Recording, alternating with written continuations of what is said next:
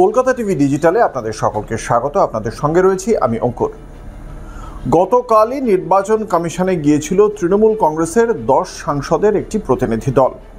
বাংলার পক্ষ থেকে এসআইআর প্রক্রিয়া নিয়ে তৃণমূল কংগ্রেসের পক্ষ থেকে 5টি প্রশ্ন করা হয়। তৃণমূলের পক্ষ থেকে পরবর্তীকালে সাংবাদিক সম্মেলনে দাবি করা হয় জাতীয় নির্বাচন কমিশনের মুখ্য নির্বাচন কমিশনার জ্ঞানেশ কুমার সেই 5টি প্রশ্নের সদুত্তর দিতে পারেননি। পরবর্তীকালে নির্বাচন কমিশনের পক্ষ থেকে সূত্র মারফত জানতে পারা যায় যে কমিশনের পক্ষ থেকেও তৃণমূল কংগ্রেসকে একগুচ্ছ জবাব দেওয়া হয়েছিল এবং তারপরেই বাংলার এসআইআর প্রক্রিয়া যাতে যথাযথভাবে হয় সেই জন্য 12 জন অবজারভার এবং তাদের মাথায় একজন স্পেশাল রোল অবজারভার করে পাঠানো হয় যাতে বাংলার এই এসআইআর প্রক্রিয়া যথাযথভাবে হয়। খুব গুরুত্বপূর্ণভাবে এই স্পেশাল রোল অবজারভারের দায়িত্ব দেওয়া হয়েছে অবসরপ্রাপ্ত আইএএস সুব্রত গুপ্তকে।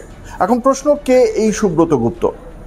সুব্রত গুপ্ত খড়গপুর আইআইটির প্রাক্তন ছাত্র, পিএইচডি, এবং তিনি লন্ডন থেকে এমবিএ করেছিলেন এবং তিনি 1990 ব্যাচের আইএএস। এহেন সুব্রত গুপ্ত যখন বাম সরকার 2011 সালের আগে যখন বাম সরকার সিঙ্গুরের জমি অধিগ্রহণ করছে ন্যানো প্রকল্পের জন্য, সেই সময় ওয়েস্ট বেঙ্গল ইন্ডাস্ট্রিয়াল ডেভেলপমেন্ট কর্পোরেশনের ম্যানেজিং ডিরেক্টর ছিলেন, অত্যন্ত গুরুত্বপূর্ণ পদ। এবং সেই সময় সিঙ্গুরের জমি অধিগ্রহণের সময় তিনি ওই দায়িত্বে ছিলেন। পরবর্তীকালে 2011 সালে পরিবর্তনের জমানার পরে মুখ্যমন্ত্রী হন মমতা বন্দ্যোপাধ্যায়।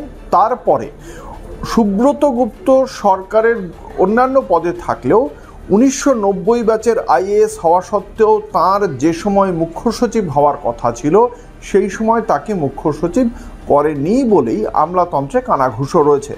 বরং বিপি গোপালিকার পরে তার যখন হওয়ার কথা তখন তাকে বাদ দিয়ে 1990 ব্যাচের আইএএস এই সুব্রত গুপ্তকে বাদ দিয়ে 1991 ব্যাচের যিনি আইএএস মনোজ পান্থ তাকে মুখ্য সচিব করা হয়। এই বিষয়টি আগাম বুঝতে পেরেই সেন্ট্রাল ক্যাডারে যাওয়ার অনুমোদন চেয়েছিলেন সুব্রত গুপ্ত, কিন্তু সেই সময় তাকে দেরি করে সেই অনুমোদন দেওয়ায় সেন্ট্রাল ক্যাডারে তিনি কোনো গুরুত্বপূর্ণ মন্ত্রকের সচিব হিসেবে যে দায়িত্ব পালন করতে পারেন সেটাও সম্ভব হয়নি। এহেন সুব্রত গুপ্ত তার সঙ্গে আমাদের রাজ্যের রাজ্যপাল হিসেবে যখন জগদীপ ধনখড় ছিলেন, যার সঙ্গে মুখ্যমন্ত্রী মমতা বন্দ্যোপাধ্যায় বা রাজ্য সরকারের যথেষ্ট বেশ কয়েকবার বেশ কিছু ইস্যুতে আমরা দেখেছি সংঘাতের পরিস্থিতি তৈরি হয়েছিল, সেই রাজ্যপাল জগদীপ ধনখড়ের সঙ্গে সুব্রত গুপ্তর সম্পর্ক ভালো ছিল বলেই আমলাতন্ত্রের বা নবান্নের অলিন্দের খবর। সেই সুব্রত গুপ্তকে এবার স্পেশাল রোল অবজারভার করে নিয়ে আসলো নির্বাচন কমিশন। কি কি দায়িত্ব থাকবে? তার প্রধান দায়িত্ব থাকবে রাজ্যে যাতে এসআইআর সুসম্পন্ন হয়, যথাযথভাবে প্রত্যেকটি ধাপে যাতে কাজ হয় সেটা নিশ্চিত করা। 2, এসআইআর প্রক্রিয়ায় যাতে একজন যোগ্য ভোটার তালিকা থেকে বাদ না যায় তা নিশ্চিত করা এবং একই সঙ্গে কোনো অযোগ্য ভোটার যাতে এই ভোটার তালিকায় অন্তর্ভুক্ত না হয় সেটাকে নিশ্চিত করা।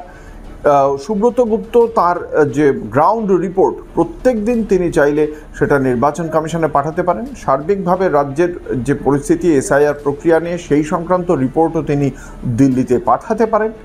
ফলে এই প্রত্যেকটি বিষয় কিন্তু সুনির্দিষ্টভাবে এসআইআর প্রক্রিয়াকে নজর রাখবেন সুব্রত গুপ্ত।